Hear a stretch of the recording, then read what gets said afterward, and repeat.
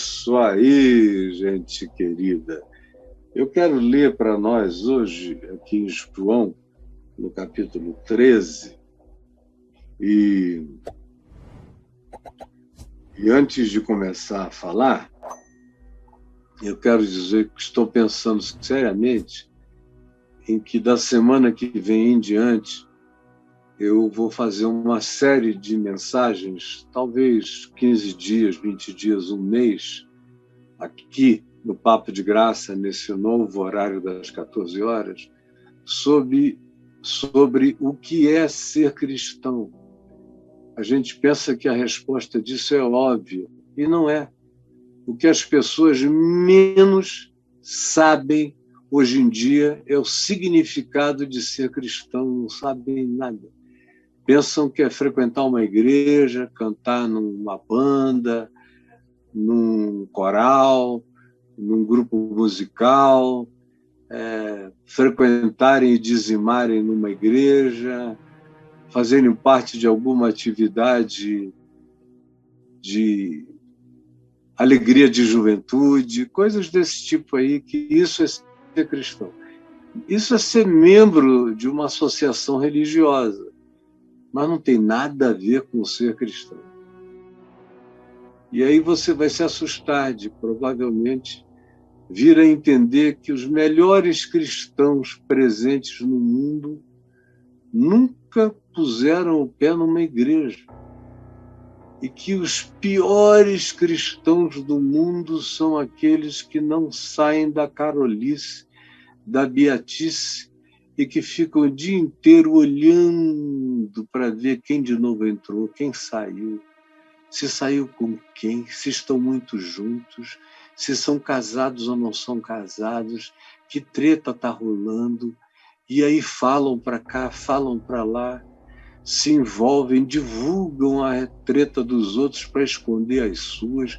É uma loucura, vão ficando doentes mentais sem perceber, aí acabam fazendo parte de uma grande comunidade hospitalar, de gente de mente, de alma e de coração dodóis, sem se darem conta do que lhes aconteceu. Então, eu estou pensando em conversar com você sobre isso, e aí pelo menos já fica esse material guardado, porque eu tenho repetido muito as mesmas coisas e eu estou com vontade de parar, dizer tudo de uma vez, e aí, se me perguntarem, vá lá, por favor, porque eu tenho muito mais o que trazer, muito, muito, infinitamente mais o que compartilhar. Você me entendeu? Então está aqui, olha, em João, no capítulo 13, eu quero ler do verso 12 até aqui embaixo no verso 17. Depois de lhes ter lavado os pés, foi naquele dia que Jesus lavou os pés deles, todos, já no final, nos estertores, no apagar das luzes, nas despedidas. Depois disso é só o Getsêmani, a casa do Caifás, o sumo sacerdote, as torturas e o caminho para a morte. Mas o que está dito aqui? Verso 12. Depois de lhes ter lavado os pés, tomou as vestes e, voltando à mesa, porque ele tinha ficado nu,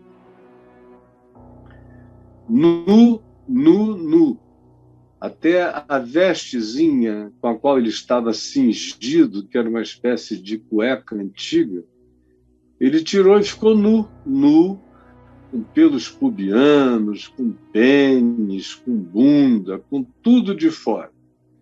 Depois de ter lavado os pés deles, nu, pelado, tomou as vestes simples e se cingiu com elas, e voltando à mesa com as outras vestes que eventualmente ele tivesse deixado ali para cobrir-se, perguntou a eles: compreendeis o que vos fiz?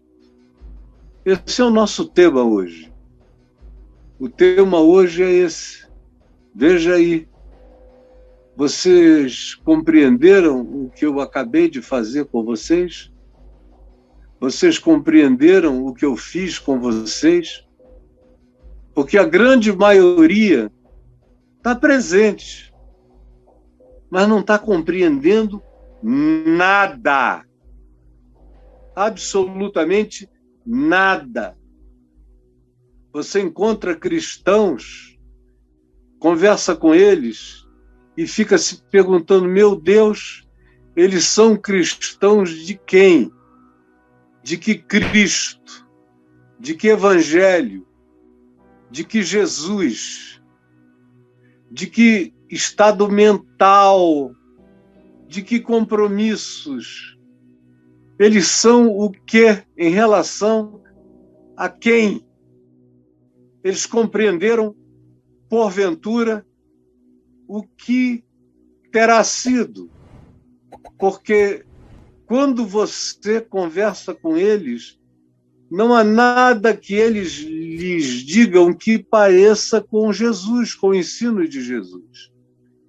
Eles têm raiva, eles odeiam, eles advogam vingança. Tem gente desde ontem torcendo para o Bolsonaro morrer, dar uma septicemia, estourar a caca no intestino dele e ele não se aguentar e morrer. Tem crentes que não gostam dele com esse desejo. E tem crentes que o idolatram com o mesmo desejo em relação aos antagonistas. Tem muita gente que gostaria muito de receber a notícia de que eu amanheci morto. Muita gente, não é pouca, não. Tem muita gente que me ama, e havia milhões, quase a unanimidade, me amava até 1998, aí depois me transformaram em tabu, de totem em tabu, aí ficaram me odiando, e agora, de uns 10 anos para cá, cresce o número dos que me amam, e de 5 anos para cá, muito, e de 3 anos para cá, muito mais. Esses me amam, oram por mim, querem me ver vivendo vida longa. Mas tem outros que querem que eu morra mesmo. E eles desejam isso em nome de Jesus, porque eu sou, segundo eles, o grande apóstata, o maior inimigo de Jesus do Brasil, quem sabe até no mundo, para alguns desses fanáticos. E eu continuo aqui cheio da paz de Deus no meu coração, perguntando, vocês compreendem o que Jesus fez com vocês? Vocês compreendem o significado do ato dele, dos ensinos dele, dos modos dele, das metáforas, das parábolas, dos gestos, das ações óbvias, das manifestações que qualquer um em volta entenderia. Apenas os que se dizem discípulos são os que tentam complicar para não entender. Complicam para não entender. Ou se alguém como eu chegar e explicar, o indivíduo fecha a mente e o coração só porque sou eu que estou explicando. Ainda que a explicação seja absolutamente verdadeira, ele não quer saber, porque não interessa a ele saber de Jesus, interessa a ele por quem ele sabe.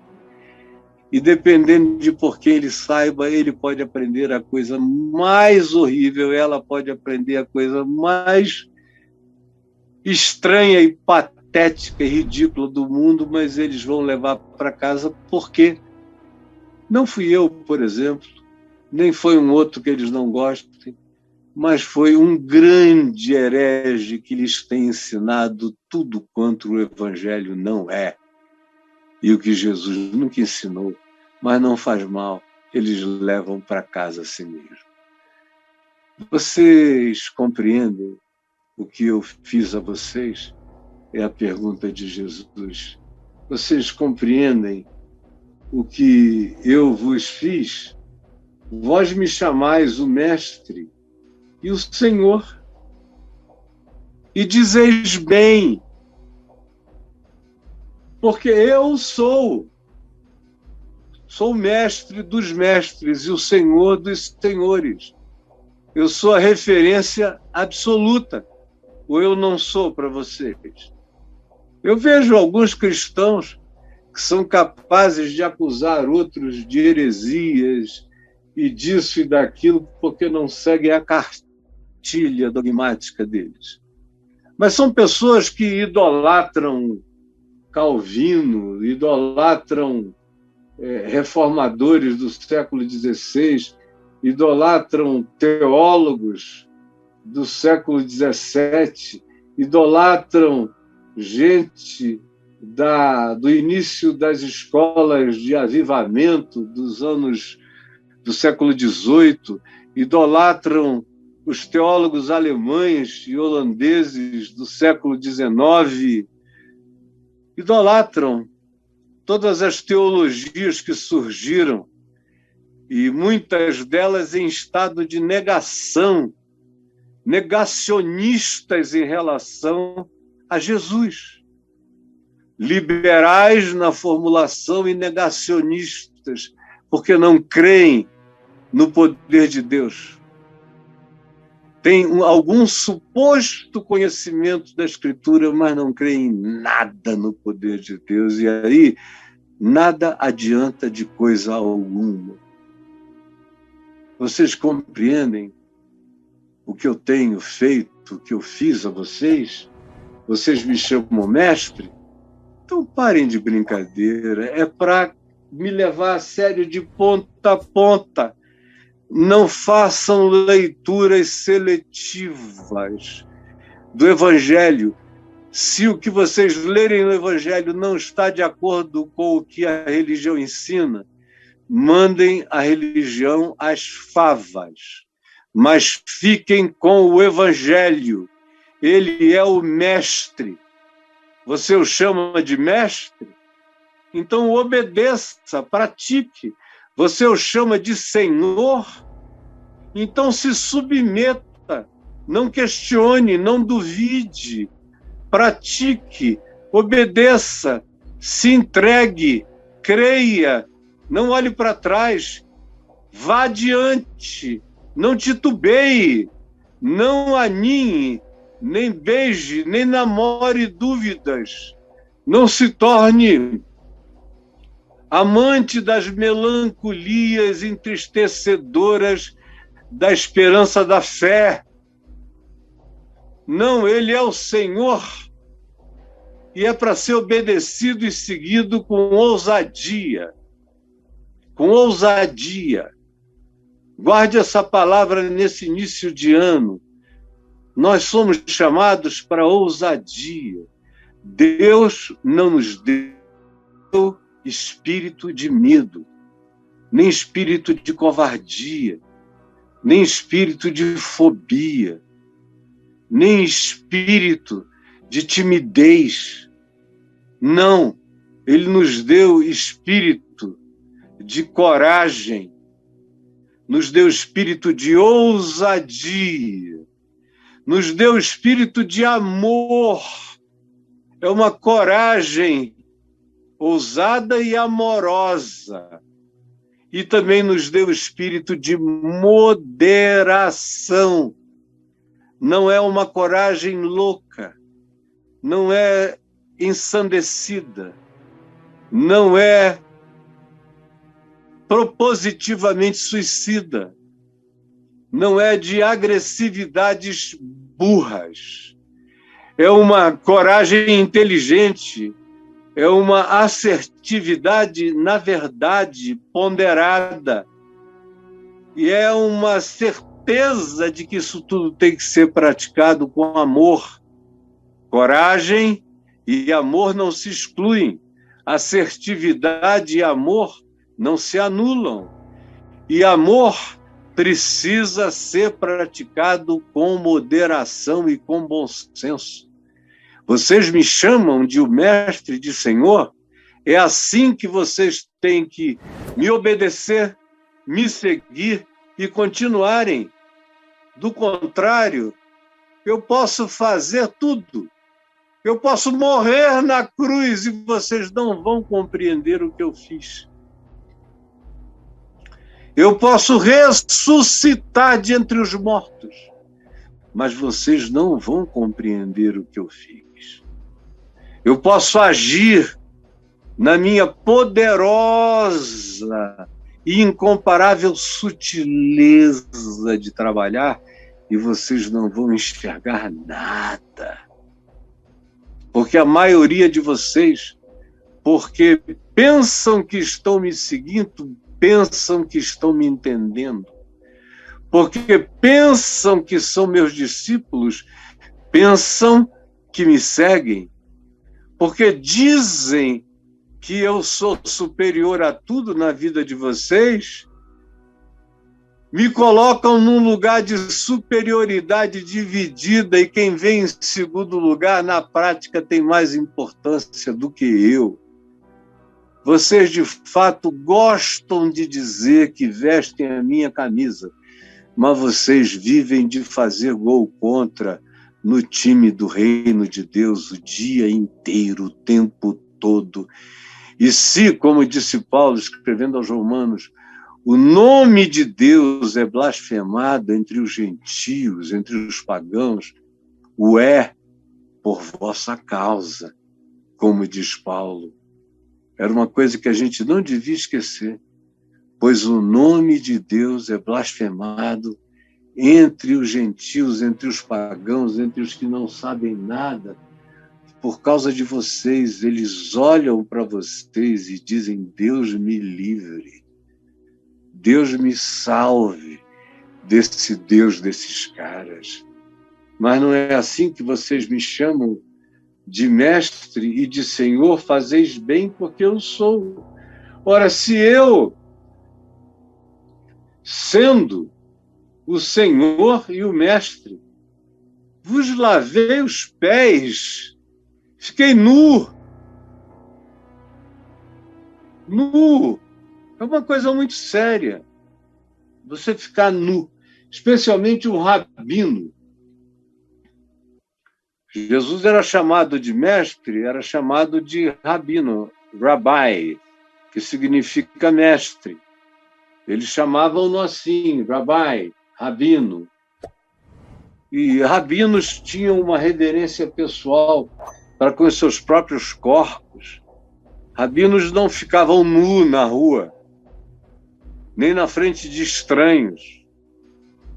Eles faziam seus banhos de purificação quando eles eram pessoas muito rigorosas, como os da seita dos fariseus. A maioria dos rabinos eram saduceus, mas havia também entre eles os fariseus rabinos. E eles tomavam seus banhos de purificação naquelas talhas de pedra com 70, 80 litros cúbicos de água lá dentro para se banharem, se lavarem todos os dias. E ninguém lhes via a nudez. Agora, de repente, esse jovem bonito, forte, queimado, moreno da Galileia, fica pelado e sai lavando o pé de um por um. Eventualmente, havia até mulheres na sala. E ele vai lavando os pés de cada um deles. E quando termina, veste o lençolzinho, depois põe as roupas de cima, se assenta e pergunta: vocês compreendem o que eu fiz com vocês? Olhem só, vocês dizem que eu sou o Senhor e o Mestre, e dizem bem porque eu sou. Eu sou Senhor e o Mestre. E eu fiz isso a vocês.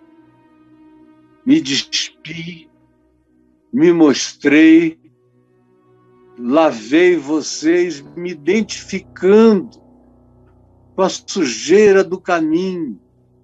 Vocês não precisam de banho, já tomaram um banho, mas não há ninguém que ande pela terra, por mais limpo que esteja, e não suje pelo menos os pés. Repita isso comigo.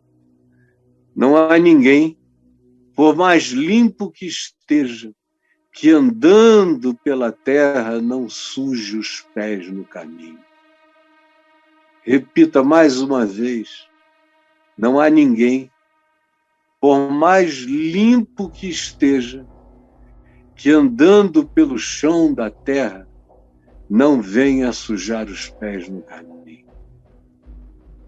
É isso que ele está dizendo.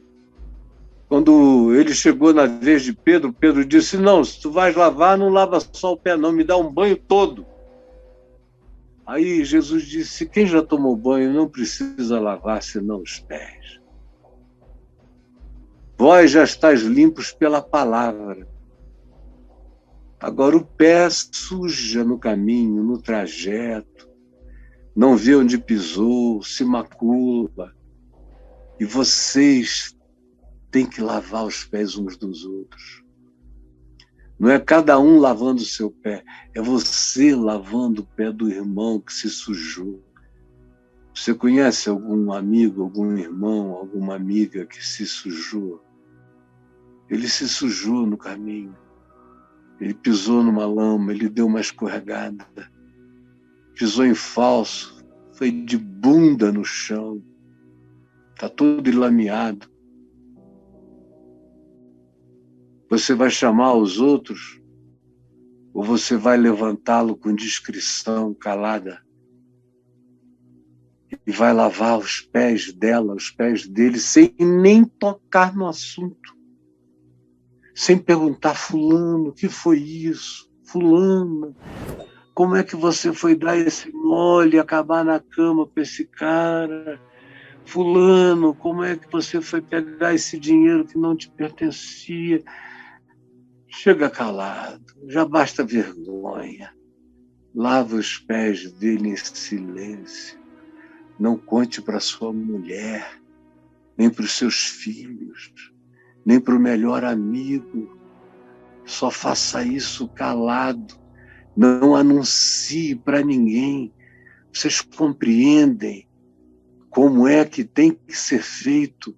Vocês compreendem como é que Jesus faz. Compreendem o modo de fazer. Compreendem o processo de identificação. Só o nu tem autoridade para lavar os pés do sujo. Guarde isso e repita comigo. Só o nu tem autoridade para lavar os pés do sujo. Repita mais uma vezinha. Só o nu tem autoridade para lavar os pés dos sujos. Compreendeis o que eu vos fiz? Como eu vos fiz? Se eu que sou eu fiz assim, vocês deveriam fazer a mesma coisa uns pelos outros.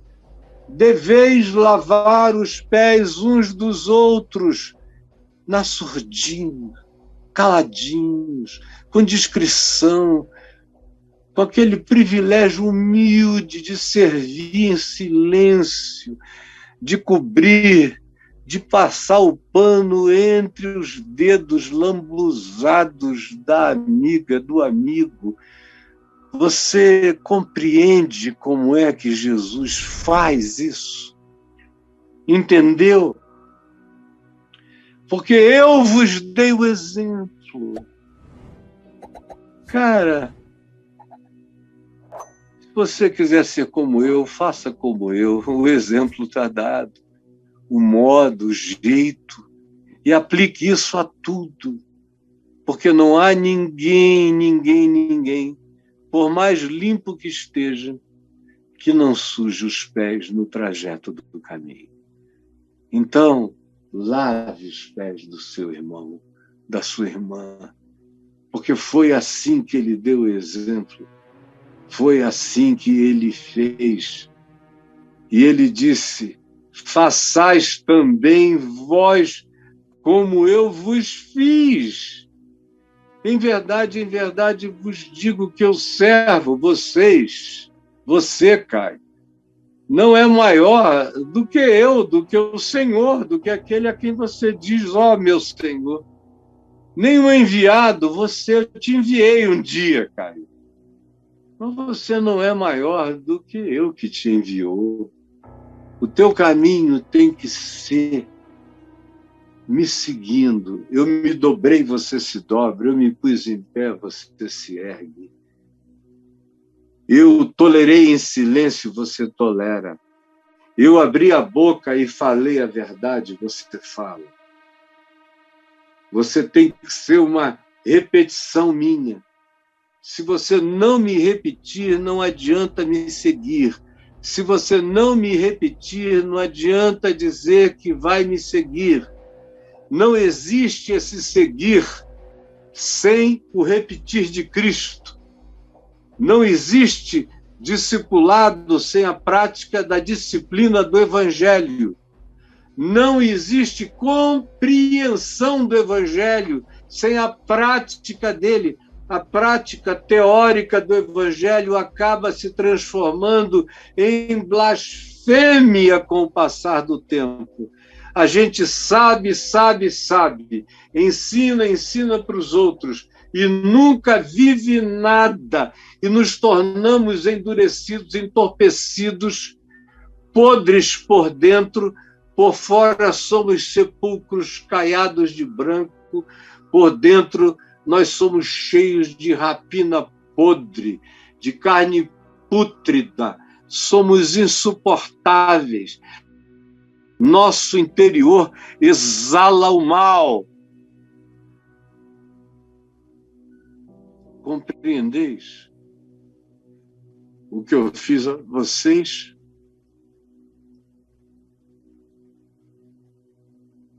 Jesus, eu repito isso todo dia. Eu estou ficando velho de repetir. Alguns creem e alguns mudam de vida, alguns são transformados para sempre. Mas tem outros que vão ficando cínicos, duros, empedernidos. Enquanto ouvem a verdade, arranjam desculpas, pretextos, mentiras, calúnias, enganos, maldades, para não terem que ver com os olhos, ouvir com os ouvidos, crer com o coração e a serem convertidos, transformados e por ti salvos para o Evangelho do Reino de Deus. Que o Espírito Santo se derrame como molestamento, como angústia, como aflição no coração entorpecido, gelado, cauterizado e cínico. Quebra, acorda, gera aquela compulsão de dor pelo indivíduo se acordar no meio da indiferença e da total incapacidade de arrependimento e conversão de tão empedernidos que se tornaram. E esses que confessam o teu nome são os piores de todos. Por isso, tem compaixão de todos nós. É o que eu te peço agora, em nome de Jesus. Amém e amém.